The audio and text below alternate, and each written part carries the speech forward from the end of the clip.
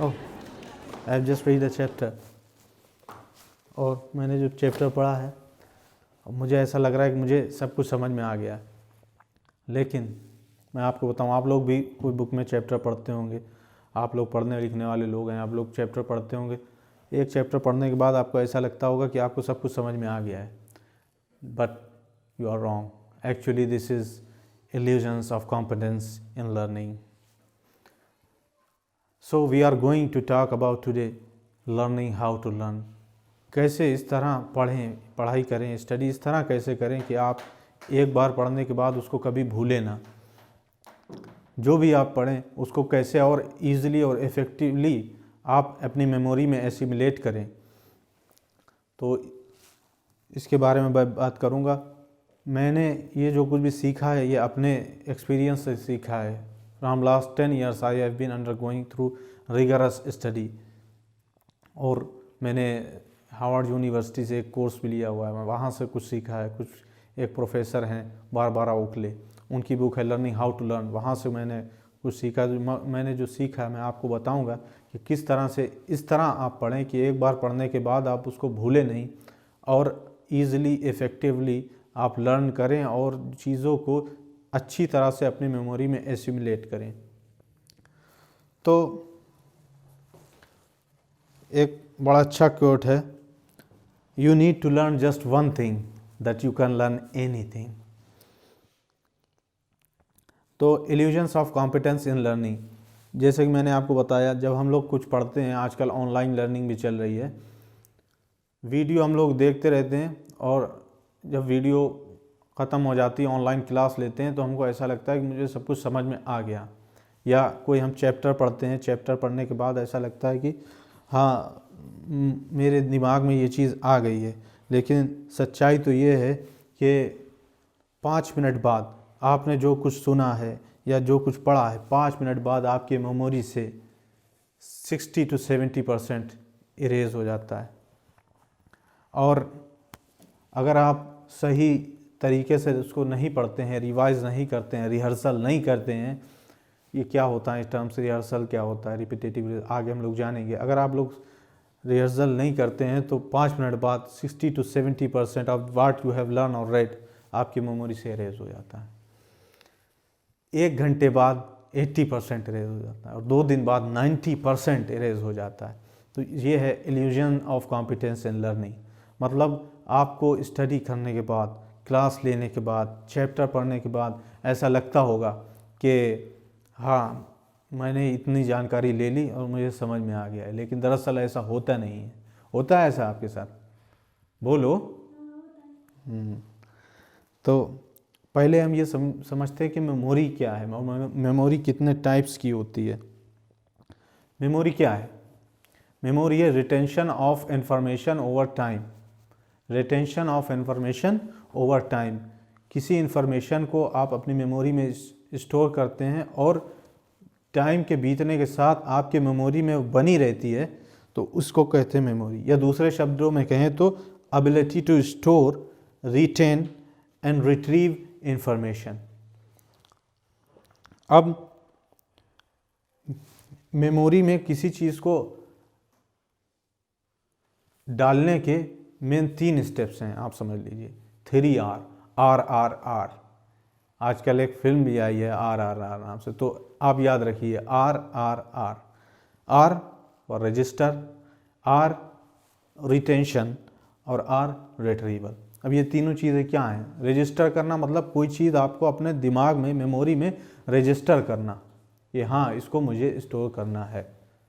Retention मतलब memory में उसको बनाए रहना, कैसे मेमोरी से वो इरेज ना हो, over the a period of time आपकी मेमोरी में बना रहे, उसको कहते हैं रिटेंशन। और रिट्रीवल का मतलब है वो आपकी मेमोरी में चला तो गया है, आप उसको वापस कैसे लाएंगे। मेमोरी, इंसान की मेमोरी अगर देखा जाए तो आजकल मोबाइल्स हैं, कंप्यूटर्स हैं, बहुत मेमोरी है, 8 GB मेमोरी, 6 GB मेमोरी। लेकिन माना जाता है कि इंसान की जो मेमोरी है वो कई ट्रिलियंस ऑफ गीगाबाइट मेमोरी है। लेकिन इतनी वास्ट मेमोरी होने के बाद भी सब कुछ उसमें नहीं जाता है। बहुत सी चीज़ें ऐसी होती हैं जो आप देखते हैं लेकिन वो लॉन्ग टर्म मेमोरी में नहीं जाती हैं। तो ये एक ऐसा जंक यार्ड है जहाँ बहुत सारी चीज़ें स्टोर भी हो जाती हैं, लेकिन वहाँ से आप ढूंढेंगे कैसे? इतने बड़े स्टोर रूम में आप ढूंढेंगे कैसे? तो उसको कैसे ढूंढा जाए, क्या टेक्निक हम अपनाएं? तो मतलब मेमोरी से कोई चीज़ निकाल के लाना, उसको कहते हैं रिट्रीवल। तो RRR यानी रजिस्टर, रिटेंशन और रिट्रीवल, 3 स्टेप्स में आप मेमोरी में कोई चीज़ डालेंगे। रजिस्टर करेंगे, retention over a period of time, और रिट्रीवल। उसके बाद आता है टाइप्स ऑफ मेमोरी। मेमोरी 3 प्रकार की होती है। एक होती है सेंसरी मेमोरी, एक होती है शॉर्ट टर्म मेमोरी, और एक होती है लॉन्ग टर्म मेमोरी। अब सेंसरी मेमोरी क्या है? सेंसरी मेमोरी जैसे आप सड़क पे जा रहे हैं, वॉक करते हुए जा रहे हैं या अपनी बाइक से जा रहे हैं, तो आपको रास्ते में बहुत सारी चीज़ें दिखाई देती हैं, बहुत सारे लोग दिखाई देते हैं, लेकिन क्या आप सब लोगों का चेहरा आपको याद रहता है? अननोन लोग बहुत से आपको दिखाई देते हैं, आपको सबका चेहरा याद रहता है? नहीं याद रहता। बहुत सारे विजुअल्स आपको दिखाई देते हैं, लेकिन उसका रिटेंशन टाइम क्या है? 2 से 3 सेकंड। कोई पास हुआ, आपके मतलब सेंसेस ने पकड़ा, आपके विजुअल सेंस ने पकड़ा कि क्या है, लेकिन 2 से 3 सेकंड में गायब। तो सेंसरी मेमोरी का रिटेंशन टाइम होता है 2 से 3 सेकंड। ये होती है सेंसरी मेमोरी। दूसरी होती है short term memory. Short term memory का रिटेंशन टाइम होता है, अनफॉर्चुनेटली वो भी होता है 5 से 10 मिनट का। आपने कोई चीज़ पढ़ी तो आपको कितनी देर तक याद रहेगी वो? 5 मिनट तक, 10 मिनट तक, शॉर्ट टर्म मेमोरी। इसी तरह जब हम लोग कोई किताब पढ़ते हैं या कोई चैप्टर पढ़ते हैं, तो दरअसल आप पहली बार जब हम पढ़ते हैं तो हमारी शॉर्ट टर्म मेमोरी में वो स्टोर होता है, और शॉर्ट टर्म मेमोरी का रिटेंशन टाइम बहुत कम है। कितना है? 5 मिनट। इसीलिए जब आप कोई चैप्टर पढ़ते हैं तो पढ़ने के बाद ही आप उसको भूल जाते हैं। तो हमारा गोल क्या है? हम कुछ जब हम लर्न करें, कुछ स्टडी करें, कोई ऑनलाइन क्लास देखें या कोई बुक पढ़ें, कोई चैप्टर पढ़ें, तो उसको शॉर्ट टर्म मेमोरी से लॉन्ग टर्म मेमोरी में कैसे ले जाएं, लॉन्ग टर्म मेमोरी में कैसे ले जाएं। लॉन्ग टर्म मेमोरी में जाने के बाद आपको चीज़ें याद रहती हैं। लॉन्ग टर्म मेमोरी का रिटेंशन टाइम बहुत ज़्यादा होता है। जैसे आपके घर में कोई बुज़ुर्ग हों, आप उनसे पूछिए कि आप पहली बार स्कूल कब गए थे, तो उनको विजुअल्स पूरा दिखाई देंगे। या आपके कोई ऐसी घटना जो आपके बचपन में हुई उसके बारे में कोई पूछे तो वो चीज़ आपको दिखाई देगी, पूरा विजुअल आपको अच्छे से याद होगी। क्यों? क्योंकि वो लॉन्ग टर्म मेमोरी में है। तो हमारा गोल यही है कि जब हम कोई स्टडी कर रहे हों तो उसको कैसे शॉर्ट टर्म मेमोरी से लॉन्ग टर्म मेमोरी में कैसे ले जाएं, और लॉन्ग टर्म मेमोरी में अगर कोई चीज़ चली जाती है तब आप आसानी से भूलते नहीं हैं। फिर लॉन्ग टर्म मेमोरी में जाने के बाद उसको रिट्रीव कैसे करें वो भी आपको बताऊंगा। उससे पहले आप लोग जान लीजिए कि माइंड जो हमारा होता है वो 2 पार्ट्स में बांटा गया साइंटिस्ट के अनुसार। एक होता है हमारी कॉन्शियस मेमोरी होती है, और एक होती है सबकॉन्शियस मेमोरी। जो हमारा माइंड है उसका केवल 20% हिस्सा हम लोग कॉन्शियस मेमोरी में इस्तेमाल करते हैं, और बाकी सबकॉन्शियस मेमोरी है।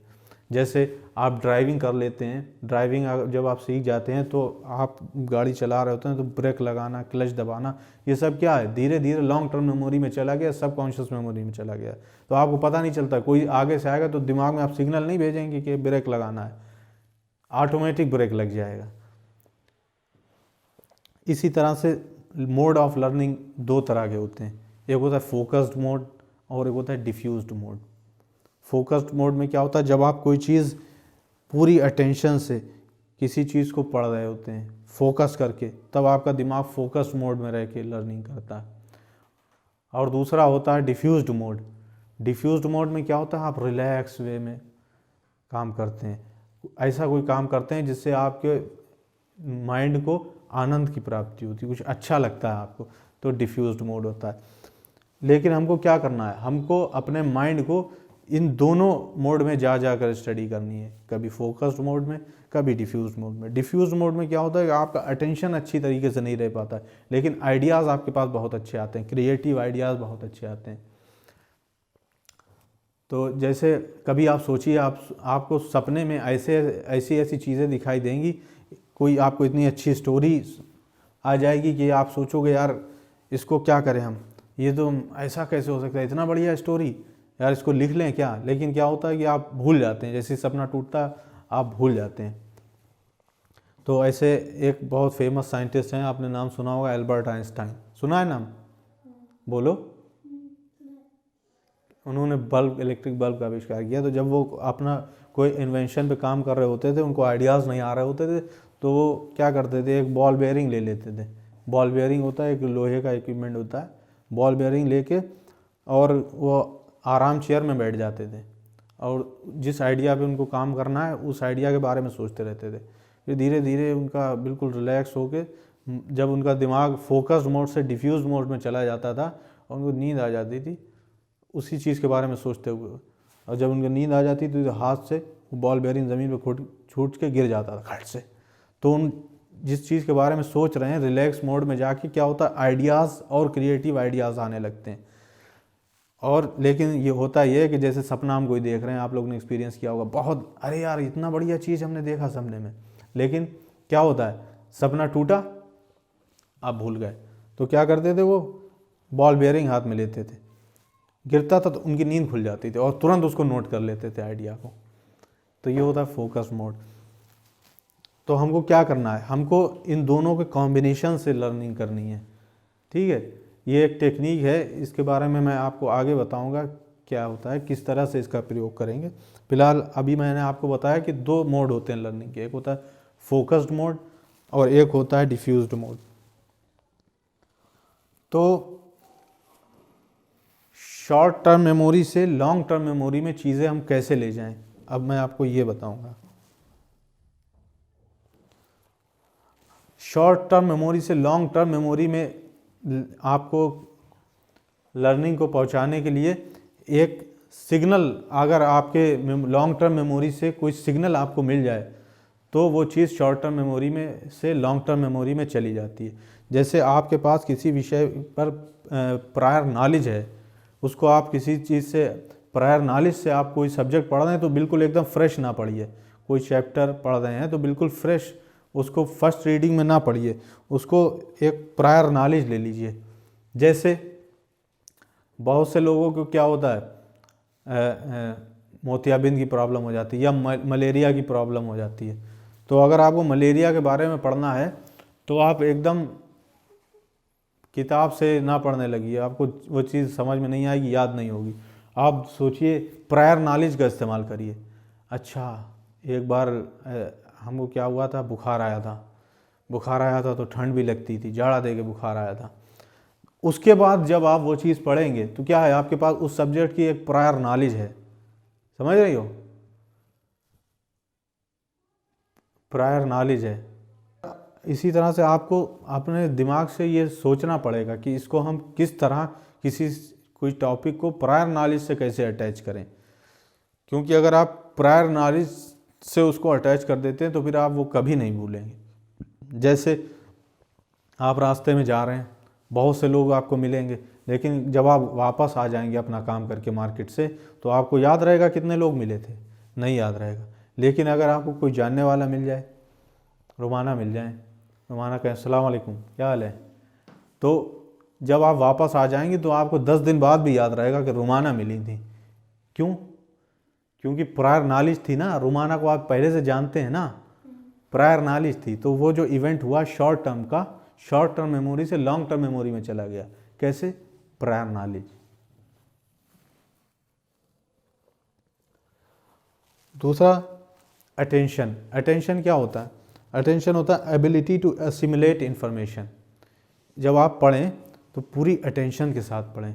कभी कभी क्या होता है, जब आप पढ़ रहे होते हैं थॉट्स आपके दिमाग में कहीं कुछ और ही चल रहे हैं, कुछ और सोच रहे हो, किसी चीज़ के बारे में सोच रहे हो, कोई आपने फिल्म देखी, उस फिल्म के बारे में सोचो, बस रीड कर रहे हो, तो वो चीज़ आपकी मेमोरी में जल्दी नहीं जाएगी।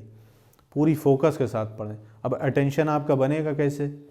उसके लिए 2-3 फैक्टर होते हैं। जैसे एनवायरनमेंट, आप शोर में बैठ के पढ़ो, अटेंशन बनेगा ही नहीं। रिलैक्स एनवायरनमेंट में पढ़ो। जिस स्पेस में आप स्टडी कर रहे हो वहाँ गंदगी ना हो, साफ़ सुथरा एनवायरनमेंट हो, तो आपका अटेंशन अच्छा बनेगा। जब भी आप कोई चीज़ पढ़िए तो पूरे अटेंशन के साथ पढ़िए, पूरे फोकस के साथ पढ़िए। इस तरह जब आप करेंगे तो आपकी मेमोरी में अच्छी तरीके से वो चीज़ जाएगी। रिहर्सल, अब रिहर्सल क्या होता है, आपको बार बार रिहर्सल करना है। कोई आपने टॉपिक पढ़ा तो एक बार पढ़ने के बाद आप भूल जाएंगे, आपको क्या करना है, इसको रिवीजन भी कहते हैं। आपको बार बार उस चीज़ को रिहर्सल करना है। जैसे आपने एक चैप्टर पढ़ा, पहली बार आपको पढ़ने में लगेगा 1 घंटा, हो सकता है 1 घंटा लग जाए, 1.5 घंटा लग जाए, लेकिन एक बार पढ़ने के बाद जब आप उसको दोबारा पढ़ेंगे, और ये नहीं करना है कि आज हमने पढ़ लिया तो आप चलो अच्छा कल इसको दोबारा रिवाइज, नहीं, तुरंत जो आपने पढ़ा है, चाहे आपने पढ़ा है या देखा है या सुना है, उसको आप जैसे ही ख़त्म हो दोबारा उसको एक बार फिर से पढ़िए। अगर आपको पहली बार पढ़ने में उसको 1 घंटा लगा तो दूसरी बार में आप उसको पढ़ लेंगे 20 मिनट में। पढ़ने के बाद फिर तीसरी बार पढ़िए। अब जब आप तीसरी बार पढ़ेंगे तो आपको पढ़ने में लगेंगे 10 मिनट। इसी तरह से तुरंत एक बार पढ़ने के बाद उसको तुरंत बार बार पढ़िए। तो क्या होता है, आपकी रिहर्सल होती है। जब रिहर्सल होती है तो चीज़ें आपकी शॉर्ट टर्म मेमोरी से लॉन्ग टर्म मेमोरी में जाती हैं। इसीलिए पढ़िए कम और रिवाइज ज़्यादा करिए। रिवीजन का बहुत ज़्यादा महत्व है, वरना कोई फ़ायदा नहीं है। आप पढ़ते चले जाओगे और आपकी मेमोरी में कुछ नहीं जाएगा। तो रिहर्सल भी 2 तरीके की होती है, एक होती है मेंटेनेंस रिहर्सल और एक होती है एलेबोरेटिव रिहर्सल। मेंटेनेंस रिहर्सल में क्या है, मेंटेनेंस रिहर्सल में कोई चीज़ आपकी मेमोरी में चली तो जाएगी लेकिन वो शॉर्ट टर्म के लिए होगी। जैसे आप रट्टा लगा रहे हो, हाँ, इंडिया की कैपिटल है new Delhi, new Delhi, new Delhi, new Delhi, new Delhi. तो ये क्या है, ये आपको कब फ़ायदा दे सकता है, जब आपको तुरंत ही एग्ज़ाम अगर देना है, आपका वाइवा चल रहा, आप खड़े हो तो आप रट रहे हो, ऐसे मेंटेनेंस रिहर्सल इसको कहते हैं, मेंटेनेंस रिहर्सल कर रहे हो तो आपके चला तो जाएगा लेकिन शॉर्ट टर्म के लिए, आप उस दिन तक याद रख पाएंगे। लेकिन अगर आप एलेबोरेटिव रिहर्सल करेंगे, एलेबोरेटिव रिहर्सल करेंगे तो वो चीज़ आपकी लॉन्ग टर्म मेमोरी में चली जाएगी, फिर आप उसको नहीं भूलेंगे। जैसे कुछ टॉपिक आपको पढ़ना है तो कुछ लोग क्या करते हैं, वो खरीद लेते हैं, जो टेक्स्ट बुक नहीं आती हैं जिसमें क्वेश्चन आंसर टाइप की पतली सी बुक रहती है, पूरे साल नहीं पढ़ेंगे और एग्ज़ाम के टाइम पे वो वाली किताब क्या कहते हैं उसको, मॉडल पेपर खरीद लेते हैं। तो उससे क्या होगा, आपकी वो मेंटेनेंस रिहर्सल है, आपको लाइफ टाइम में कभी वो काम नहीं आएगी, केवल आप एग्ज़ाम देने में काम आएगी। तो क्या करिए, आप एलेबोरेटिव रिहर्सल करिए। कैसे, मेन बुक्स जो होती हैं आपकी कोर्स बुक्स, वहाँ से पढ़ाई कीजिए। कोर्स बुक से पढ़ने के बाद फिर अगर आप चाहें तो समरी वाली जो किताब होती है उसको ले सकते हैं एक बार, लेकिन मेन बुक्स मोटी वाली जो बुक्स होती हैं वो ज़रूर पढ़िए। उसके बाद मेन कोर्स बुक पढ़ने के बाद आप उस चीज़ से संबंधित गूगल में से पढ़ाई कीजिए। जब तक आपको लगे ना कि बिल्कुल क्लियर हो गया टॉपिक, तब तक आप उसको पढ़ते रहिए। वहाँ से नहीं तो यूट्यूब में जाके उस टॉपिक को सर्च करिए, वहाँ से पढ़ाई कीजिए उसके बारे में।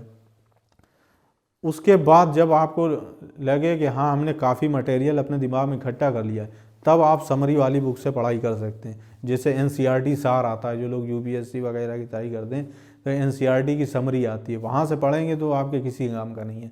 आपको मेन बुक से पढ़ना है। मेन बुक से पढ़ने के बाद फिर आपको 2-3 बार एक चैप्टर को पढ़ना है, रिहर्सल करनी है। और रिहर्सल भी कौन सी करनी है, मेंटेनेंस रिहर्सल नहीं करनी है रटने वाली, एलेबोरेटिव रिहर्सल करनी है। एलेबोरेटिव रिहर्सल करने से आपकी दिमाग में चीज़ें लॉन्ग टर्म के लिए स्टोर हो जाएंगी, उसको फिर आप आसानी से भूलेंगे नहीं। तो मैंने बताया मेन बुक से पढ़िए, उसके बाद समरी पढ़िए। एक चैप्टर को पढ़ने के बाद कम से कम 2-3 बार रिवाइज करिए।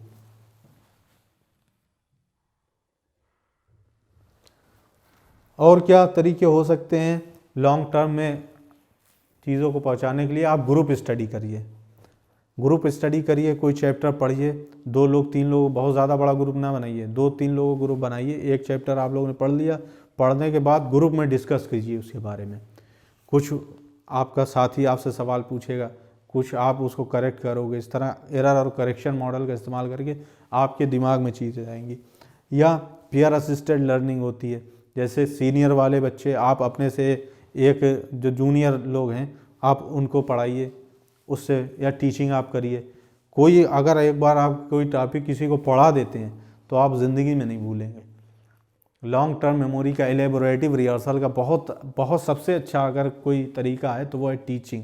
आप किसी टॉपिक को पढ़ाने की कोशिश करिए। कोई नहीं है, अपने छोटे भाई बहन को पकड़ लो, कहो चलो आज तुम्हें हम आर्टिकल 17 बताते हैं क्या।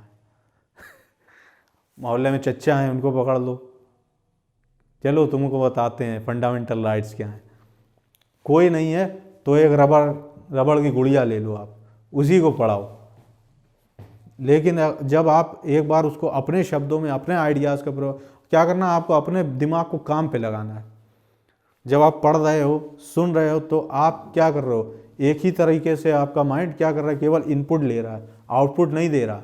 लेकिन जब आप पढ़ाते हो तो आपका दिमाग क्या करता है, प्रोसेस करता है, वो चलता है। आप इनपुट के साथ, जो आपके पास इनपुट पहले से आपने पढ़ा है, इनपुट इन्फॉर्मेशन तो आपको है ही, फिर आप उसको प्रोसेस करते हो, कुछ ना कुछ आप आउटपुट भी देते हो उसका। तो टीचिंग बहुत ही इफ़ेक्टिव तरीका है चीज़ों को लॉन्ग टर्म मेमोरी में पहुंचाने का। और कुछ लर्निंग में प्रॉब्लम्स आती हैं जिसकी वजह से आपकी लर्निंग में हिंड्रेंसेस आते हैं, डिफ़िकल्टीज आती हैं, आपको पता नहीं चलता। तो कोई एक चीज़ होती है ओवर एक्साइटमेंट। जैसे जब आप पढ़ाई शुरू करते हैं और अच्छी तरीके से कोई आपको अच्छा टीचर मिल जाए या अच्छा रिसोर्स मिल जाए तो पढ़ने में मज़ा आने लगता है। फिर क्या होता है, सारा एक ही दिन में हम पढ़ डालें। जी कभी कभी ऐसा होता है, ओवर एक्साइटमेंट हो जाता है, हैं चलो अच्छा एक और देख लें वीडियो, एक और चैप्टर पढ़ लें।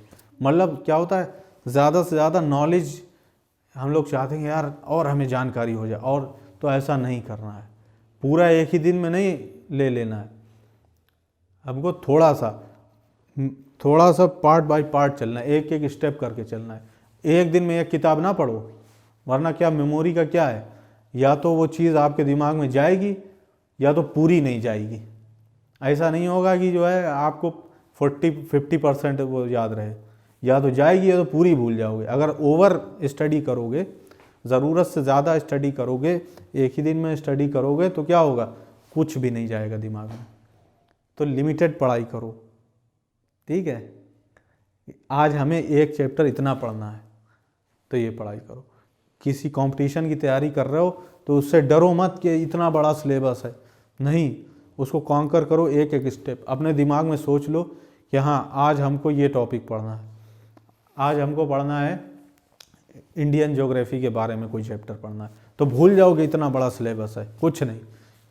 मान लो कि एग्ज़ाम में बस इतने में से ही आएगा और उसको पढ़ो। उसके अलावा फिर जितना डिसाइड किया हो ना टॉपिक, जितनी कैपेबिलिटी है, जितना आसानी से हो सकता है उतना ही पढ़ो, ज़्यादा नहीं सोचो अच्छा और जानकारी बड़ा अच्छा लग रहा है यार, जानकारी हो रही है तो और पढ़ लें, नहीं, जितना सेट करो दिमाग में उसको पढ़ो और उसी को बार बार पढ़ो जब तक कि कॉन्फिडेंस ना आ जाए अंदर से कि हाँ अब हम नहीं भूलेंगे। तब तक पढ़ो, रिवाइज करो, रिवीजन करो, एक बार पढ़ने के बाद दोबारा पढ़ो, दोबारा पढ़ने के बाद फिर तीसरी बार पढ़ो। अब कुछ आपको टेक्निक्स बताते हैं। एक होती है पोमोडोरो टेक्निक। पोमोडोरो टेक्निक में क्या होता है, हम लर्निंग के जो मोड्स बताए थे हमने शुरुआत में, कौन कौन से मोड बताए थे लर्निंग के, 2 मोड, फोकस्ड मोड और डिफ्यूज्ड मोड, ठीक है। फोकस्ड मोड में आप अटेंटिवली पढ़ाई करते हैं और डिफ्यूज्ड मोड में आप क्या करते हैं, थोड़ा सा माइंड को रिलैक्स देते हैं। तो इसकी बहुत अच्छी एक टेक्निक है पोमोडोरो टेक्निक। इसमें क्या होता है, आप 25 मिनट फोकस्ड मोड में रहेंगे और 5 मिनट डिफ्यूज्ड मोड में रहेंगे। तो आप इकट्ठा ना पढ़िए 2 घंटा लगातार, आप 25 मिनट, हमको पूरे अटेंशन के साथ कोई टॉपिक पढ़ना है। 25 मिनट आपको कुछ नहीं सोचना है, किसी और एंटरटेनमेंट के बारे में नहीं सोचना है। 25 मिनट बहुत अच्छे से पूरी तरह से फोकस करके जो पढ़ रहे हो पूरा उसी में ध्यान लगा के आपको अटेंशन के साथ पढ़ना है। फिर आपको 5 मिनट का आपको अपने माइंड को रिलैक्स देना है। बाहर टहल आइए, कोई गाना सुन लीजिए, गिटार बजाना अच्छा लगता है, गिटार मतलब कोई ऐसा काम करिए, कोई क्रिएटिव काम करिए, आपके माइंड को रिलैक्स मिले। पढ़ते पढ़ते क्या होता है, पढ़ते पढ़ते फिर ज़्यादा पढ़ते पढ़ते क्या होता है, दिमाग फिर कुछ एंटरटेनमेंट चाहने लगता है, होता है ऐसा। तो क्या करिए, अपने माइंड को, उससे एक और फ़ायदा होता है, हाँ अपने माइंड को, लेकिन गैप बहुत ज़्यादा लंबा नहीं करना है, 5 मिनट गए, 25 मिनट फोकस्ड मोड में पढ़ाई करनी है और 5 मिनट डिफ्यूज्ड मोड में पढ़ाई करनी है, ठीक है। तो क्या होगा, उससे दूसरी चीज़ ये होगी, आपके माइंड को फिर ये रहेगा कि प्राइज एलिमेंट रहेगा, यार 15 मिनट हो गए, 10 मिनट और पढ़ कर लें फिर घूमेंगे। तो आपका दिमाग को एक ये रहेगा कि हाँ 5 मिनट के बाद हमें इनाम मिलेगा। तो ये चीज़ आप कर सकते हैं, पोमोडोरो टेक्निक का इस्तेमाल। दूसरी होती है फेनमैन टेक्निक। फेनमैन टेक्निक में क्या होता है कि आप एलेबोरेटिव रिहर्सल, जैसे हमने बताया था एलेबोरेटिव रिहर्सल, तो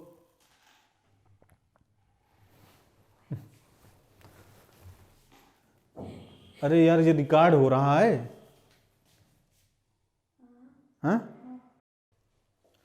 फेनमैन टेक्निक में क्या होता है, ये एक रिसर्चर हैं फेनमैन, उनके नाम पे फेनमैन टेक्निक। इसमें आप किसी सब्जेक्ट को जब टॉपिक को पढ़िए, एक बार बहुत अच्छा से एलेबोरेटिव तरीके से पढ़िए, अलग अलग रिसोर्सेज, एक बार आपने बुक से पढ़ लिया, एक बार उस टॉपिक पे कोई वीडियो देख ली, एक बार विकीपीडिया पे पढ़ लिया। जब आपको लगे कि हाँ आपके पास वो चीज़ आ गई है, आपके माइंड में कॉन्फिडेंस आ जाए कि हाँ ये टॉपिक हमें आ गया है, तब आपको एक कॉपी उठाइए, पेन उठाइए और उसको आप लिखिए, अपने शब्दों में लिखिए। अपने शब्दों में लिखने के बाद फिर आप उसको खुद ही एनालाइज करिए कि क्या गलती है, अच्छा ये चीज़ हम यहाँ पे भूल गए, करेक्शन करिए, जो गैप्स रह गए उनको फिल करिए। तो आपको अपना स्तर तुरंत पता चल जाएगा। अपना टेस्ट आप खुद ही लीजिए, पहले अलग अलग रिसोर्सेज से उसको आप पढ़िए।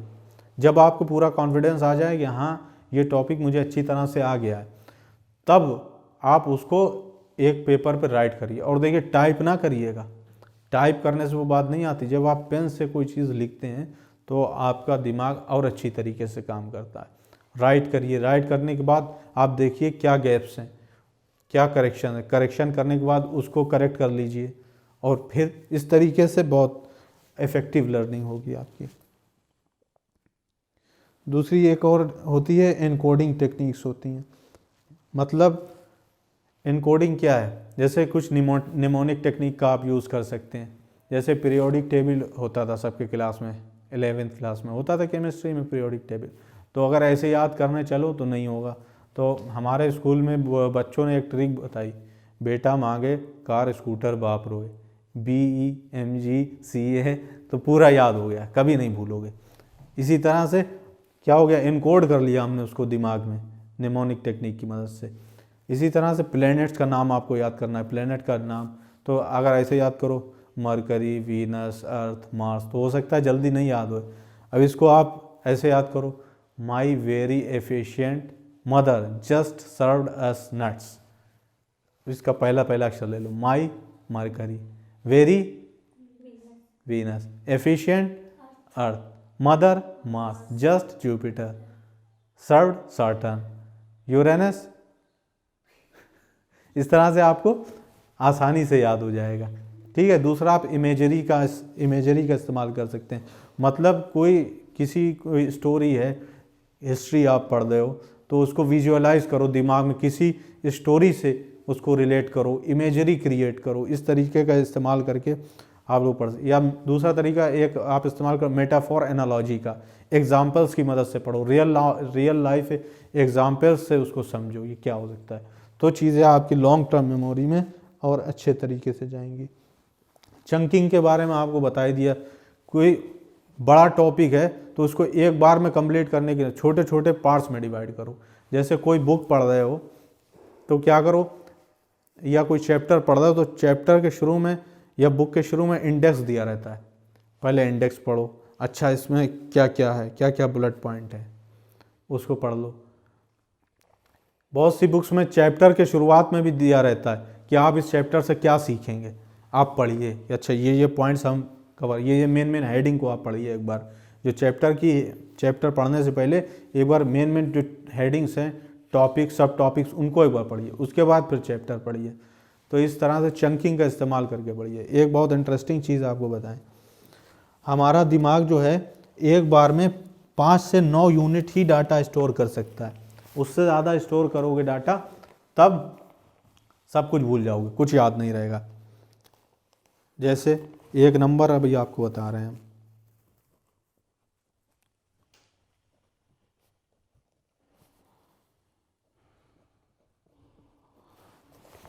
ये नंबर दिख रहा है,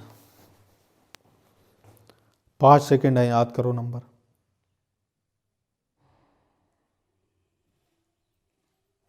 याद हो गया? कोई बता सकता है? बता सकता है? किसी को याद हुआ? चलो जोर से बोलना आपकी बार।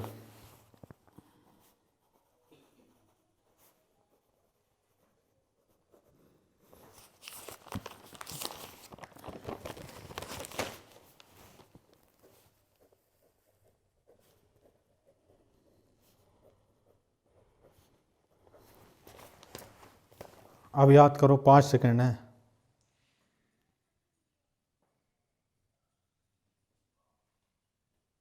याद हो गया? बताओ। अब आगे पीछे 9। अब कैसे याद हो गया? पहले भी तो यही नंबर था।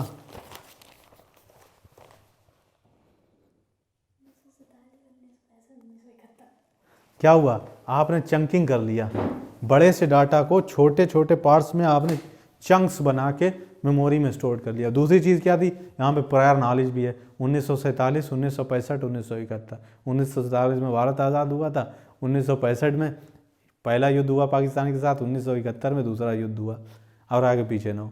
इस तरह से चंकिंग की मदद से आप चीज़ों को आसानी से याद कर सकते हैं। दूसरा है स्पेस्ड रिपीटेशन। स्पेस्ड रिपीटेशन क्या है? जैसे आपने रिहर्सल किया, रिहर्सल करने के बाद टाइम कम है तो थोड़ा सा तेज़ी से करेंगे। आपने तुरंत पढ़ लिया किसी चीज़ को, चैप्टर पढ़ा, कोई चीज़ देखी, उसको आपने 2-3 बार तो तुरंत ही रिवीजन कर लिया, उसका रिहर्सल कर लिया, लेकिन फिर भी छोड़ नहीं देना है उसको, स्पेस्ड रिपीटेशन करना है। 1 हफ्ते बाद फिर से उसको पढ़िए, 1 महीने बाद फिर पढ़िए, फिर 2 महीने बाद फिर पढ़िए, 6 महीने बाद फिर पढ़िए। इसको कहते हैं स्पेस्ड रिपीटेशन। इस टेक्निक का आप इस्तेमाल कर सकते हैं। तो लास्ट में इसका क्रक्स क्या है, जो हमने इतनी देर तक सुना है, समझा है, इसका क्रक्स क्या है? कुछ पॉइंट्स हैं, उनको आप याद कर लीजिए। पॉइंट्स टू रिमेंबर क्या? Test is best. टेस्ट सबसे, आप अपना टेस्ट लेते रहिए। एक बार चैप्टर पढ़ा, आप क्वेश्चन, पीछे क्वेश्चन आंसर दिए रहते हैं, उसको आंसर करने की कोशिश करिए, तो आपको पता चलेगा अच्छा ये गैप है अभी नॉलेज में, उसको फिल कर लीजिए। तो टेस्ट जितना हो उतना टेस्ट दीजिए, खुद का टेस्ट दीजिए। Test is best. और दूसरा लर्निंग का process over product. Final product पे ना ध्यान दीजिए। आप MBBS कर रहे हो तो हम डॉक्टर बन जाएं बस जल्दी से, ये ना सोचिए। आप IAS की तैयारी करो तो IAS बन जाए, नहीं। प्रोडक्ट पे ज़्यादा ध्यान ना दीजिए, प्रोसेस पे ध्यान दीजिए। जर्नी को एंजॉय कीजिए। जो आप पढ़ाई कर रहे हो, पढ़ाई की जर्नी को, तैयारी की जर्नी को एंजॉय कीजिए। आप नई नई चीज़ें पढ़ोगे तो उसको एंजॉय कीजिए।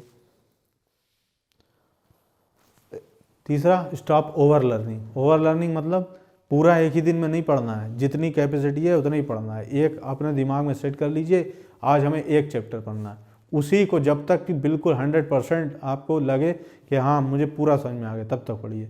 ज़्यादा ना पढ़िए, एक लिमिट में पढ़िए। Stop over learning. Over learning नहीं करनी है। कंसिस्टेंसी बहुत अहम है, कंसिस्टेंसी बनाए रखिए। रोज़ 5 घंटे पढ़ने से, 10 घंटे पढ़ने से कुछ नहीं होगा। 3 घंटे पढ़िए, लेकिन हमेशा पढ़िए, चाहे कुछ भी हो जाए। 3 घंटे तो पढ़ना, जो पढ़ने का टाइम है वो पढ़ना ही है। दुनिया तूफान आ जाए, कुछ भी हो जाए, अगर बहुत ज़्यादा इमरजेंसी नहीं है तो कंसिस्टेंसी को आपको बनाए रखनी है, रोकनी नहीं है। ये नहीं एक बार तो पूरी आग लगा दी फिर धीरे धीरे आग बुझा दी। थोड़ी सी लौ लगाओ, लेकिन लौ लगी रहनी चाहिए। कंसिस्टेंसी। और लास्ट में 3 P हमेशा याद रखना। जैसे RRR बताया था, क्या था RRR? रिहर्सल। क्या था RRR? रजिस्टर। मेमोरी में कैसे कोई चीज़ जाएगी? रजिस्टर, रिटेंशन और रिट्रीवल। ठीक है। और तीसरी चीज़ याद रखो, 3 P। वो क्या है? Practice, practice, practice. बस और कुछ नहीं। जितनी ज़्यादा किसी चीज़ की प्रैक्टिस करोगे उतना ही ज़्यादा आपको अच्छे से समझ में आएगा। अब एक चेकलिस्ट है, इसको ध्यान रखना। कोई भी टॉपिक पढ़ो तो पहले समझ लो पर्पस क्या है। ये चीज़ हम पढ़ रहे हैं तो इसका पर्पस क्या है, इससे फ़ायदा क्या होगा। फिर दिमाग लगाओ कि जो टॉपिक पढ़ रहे हैं क्या उसके विषय में हमें कोई प्रायर नॉलेज है, कोई प्रायर नॉलेज है तो उससे उसको लिंक करो। स्ट्रेटेजी, क्या स्ट्रेटेजी रहेंगी, पढ़ोगे किताब से, ऑनलाइन पढ़ोगे, क्या होगा। फिर टेस्ट, पढ़ने के बाद टेस्ट ज़रूर देना, अपना खुद का टेस्ट ज़रूर लेना। करेक्शन, जब टेस्ट दोगे तो पता चलेगा क्या गैप्स हैं नॉलेज में, उस नॉलेज के गैप्स को भरना, जो गलती है उसको करेक्ट करना। ये कैसे होगा, टेस्ट से। और फिर लास्ट में देखो, सब करने के बाद जो हम करना चाह रहे थे, जो पढ़ना चाह रहे थे, जो शुरुआत में पर्पस था हमारा, वो ओवरकम हो गया है क्या, वो अचीव हो गया है, गोल अचीव हो गया है क्या। तो ये चेक लिस्ट है। तो इन टेक्निक्स को आप अपनी रोज़मर्रा की लाइफ में अगर इस्तेमाल करेंगे तो आप अच्छे तरीके से आप लर्निंग कर पाएंगे और आपको चीज़ें अच्छे टाइम तक याद रहेंगी। शॉर्ट टर्म मेमोरी से लॉन्ग टर्म मेमोरी में चीज़ें चली जाएंगी। आशा करता हूँ आपको समझ में आया होगा, कुछ समझ में आया। Okay then, thank you, see you in another time.